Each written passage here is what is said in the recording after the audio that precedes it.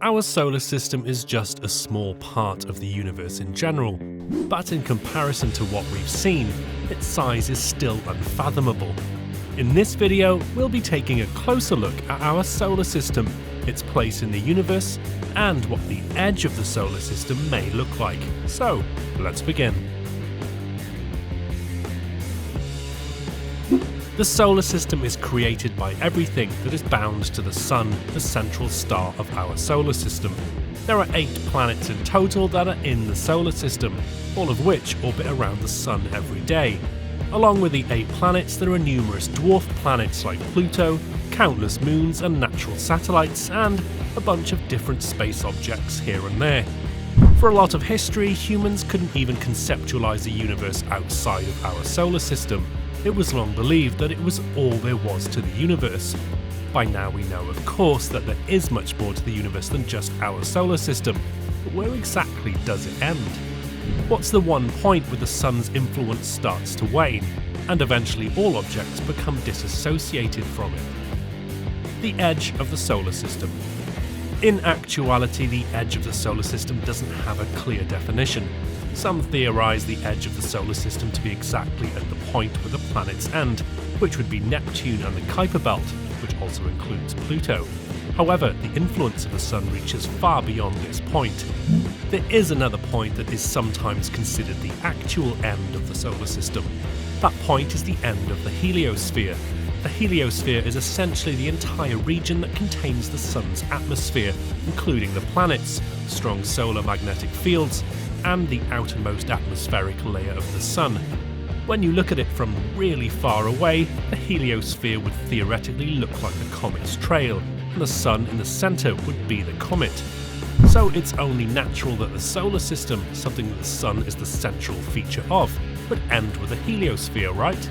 Well, not quite. As it turns out, the Sun's gravitational influence reaches far beyond the end of the heliosphere. The farthest point that the Sun's gravitational influence can be felt is the Oort cloud. The Oort cloud has been described by NASA as the most distant part of our solar system. This cloud is thought to be a giant spherical shell of sorts.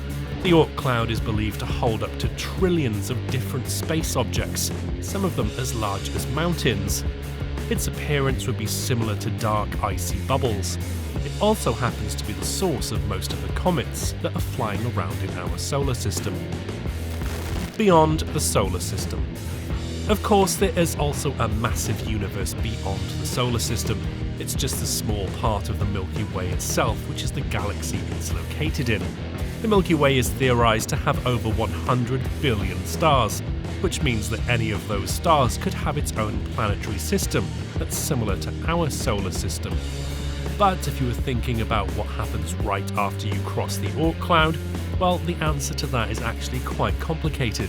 This is because we don't really know what the Oort cloud is and when it actually begins or ends. We've never been able to properly verify the Oort cloud because it's non-luminous and thus impossible to capture in most conditions because of its distance. However, the Oort cloud will most likely have a lot of space debris, and once that debris clears out, you will be in interstellar space. The Oort cloud would end around 100,000 astronomical units away from the Earth. 1 astronomical unit is the average distance from the Earth to the Sun. We actually have some spacecraft that should reach the Oort cloud eventually, such as the Voyager 1, which should reach it in around 300 years, although reaching 100,000 astronomical units would take around 30,000 years to complete. Once we do happen to go outside of the Oort cloud, we'd be greeted with, well, a bunch of nothing. It's hard to grasp just how far away everything is in space. Interstellar space is literally the empty space between 2 different star systems. And with the next closest star system, Alpha Centauri, being over 6 light years away from that point, it's just gonna continue to be a bunch of nothingness until we reach that point. That's a wrap for what the edge of the solar system looks like. How much of the universe do you think we'll uncover in our lifetime? Let us know in the comments below.